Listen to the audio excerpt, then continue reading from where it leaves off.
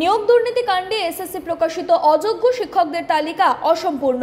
সোমবার একটি বেসরকারি টেলিভিশনকে দেওয়া এক সাক্ষাৎকারে এমনই দাবি করলেন কলকাতা হাইকোর্টের প্রাক্তন বিচারপতি তথা বিজেপি সাংসদ অভিজিৎ গঙ্গোপাধ্যায়।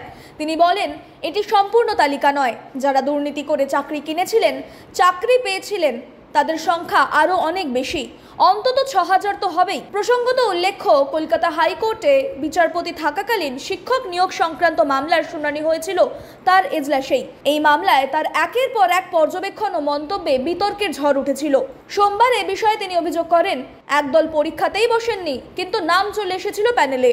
কিন্তু কিছু প্রার্থী শুধু রোল নম্বর লিখে সাদা খাতা জমা দিয়েছিলেন, তাদেরও অনেকের চাকরি হয়ে গিয়েছিল। আবার ওএমআর শিট পরীক্ষায় জানা গিয়েছিল কিছু প্রার্থীর নম্বর অনেকটা বাড়িয়ে দেওয়া হয়েছে। আবার একটা অংশ আছে যাদের প্যানেলের মেয়াদে উত্তীর্ণ হয়ে যাওয়ার পরেও নিয়োগপত্র দেওয়া হয়েছিল। এমনকি নিয়োগের জন্য এসএসসি যতগুলো নাম সুপারিশ করেছিল, তার থেকে অনেক বেশি লোককে মধ্যশিক্ষা পর্ষদের পক্ষ থেকে নিয়োগপত্র দেওয়া হয়েছে বলেও অভিযোগ করেন তিনি।